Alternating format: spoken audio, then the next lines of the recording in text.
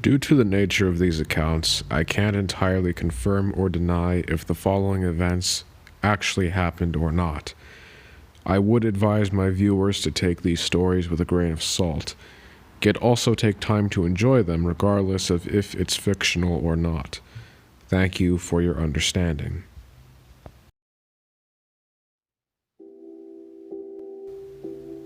NVM found it. Anyways, here's my story. So, has anyone else ever come across a time-traveling homeless guy? So get this. I was working late one night at my school as a custodian. It's about 8 o'clock when I get off, so it's already dark out. I'm getting ready to go home, but I'm hungry as balls. Start walking down the street heading towards the nearest Wendy's. I walk by the front of this small empty storefront in one of those strip malls. It has a large overhang, so lots of the homeless people like to camp out here to stay dry or get out of the snow. On this night it was clear though. Anyways, I walk past this and see the usual faces of the homeless people. I see one guy standing out of place though. This tall, skinny, older man with long gray curly hair, a trimmed mustache and a goatee with a ragged-looking suit and shamrock green bow tie. Has one of those gold pocket watches on a chain. He's swinging it like a pendulum in front of one of the homeless women's face. The woman has this blank expression on her face with her mouth hanging open limply, like she's a mix of being stoned and drunk. I stare for what felt like hours watching this until the man stops swinging the watch. In no way did he manipulate it to do so. It just stops swinging. He turns to look at me, this wide grin on his face and eyes wide open, like they're about to pop out of their sockets.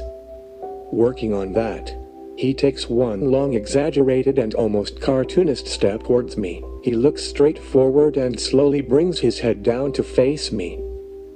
Honestly, it's hard to explain the way this guy fucking moved. Anyways, he looks down and says something like our paths are soon to cross again tonight, or something hippy-dippy like that.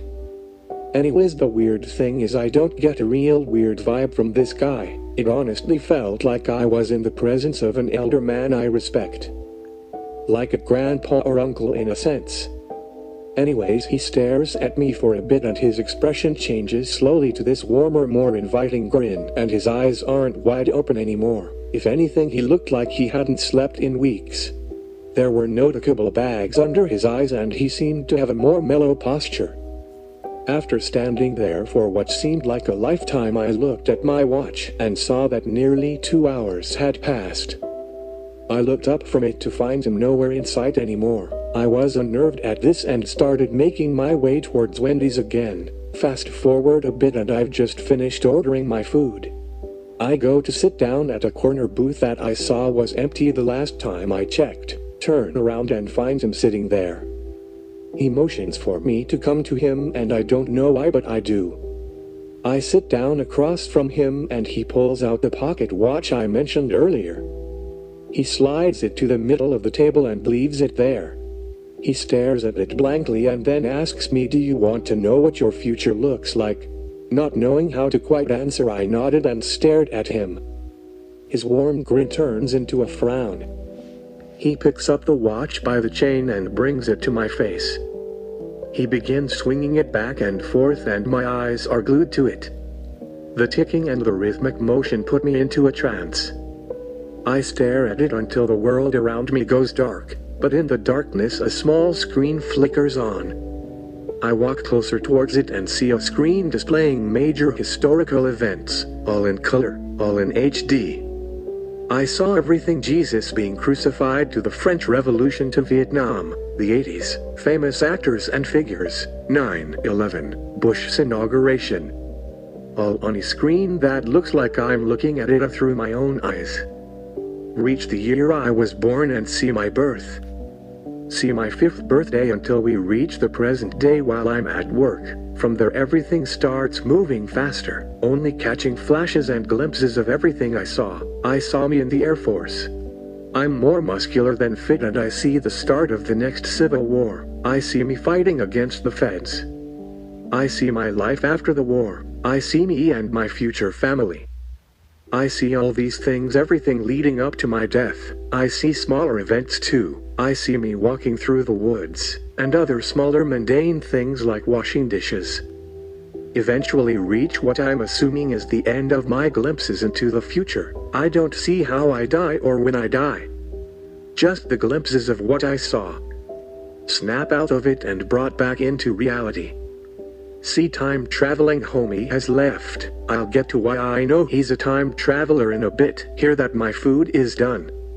Fast forward and I'm at home sitting down at my kitchen table contemplating what I saw.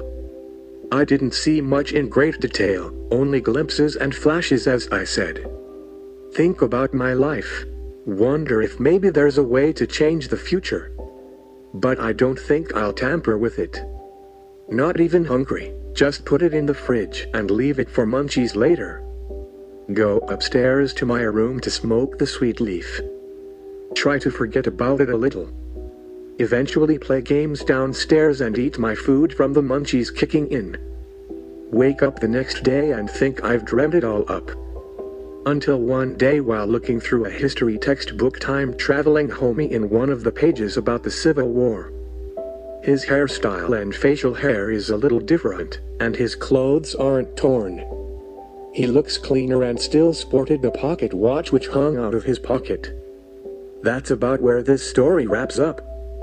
I think about time traveler homie every now and again and ponder why he looked so tired and so sad. I somehow feel connected to him, like a relative. I don't know really how to explain it, and I don't think I ever will be able to. Anyways, that's it. Thank you for reading this techno. Long live techno. So I'm guessing we all want to hear the story of my encounter with a ghost still. So here's what happened. My GF of a few months at the time cheated on me with a dude I hate. Got real depressed and suicidal thinking about how she chose a drug addict, abusive dude that only wanted her for sex. Realized it was because he was way taller than me. He's 6 feet something and I'm just an average height dude. Anyways, I decided one night I was going to kill myself by jumping off this small bridge built over a freezing, fast-flowing river because I tried to shoot myself and ended up not being able to pull the trigger. I tried overdosing only to wake up with a headache from hell, and I didn't want to hang myself or slit my wrists because I couldn't be able to do that. Anyways, enough about the suicidal stuff. On that night I write a note to her and leave it on her window. Go to the hiking jogging trail that leads to the bridge. Get to the bridge and climb up on the railing. I close my eyes and begin to slowly let myself fall forward, until I'm yanked back and brought to the ground. A black man in gray sweatpants and a 49ers hoodie stood over me, but in a non-threatening way.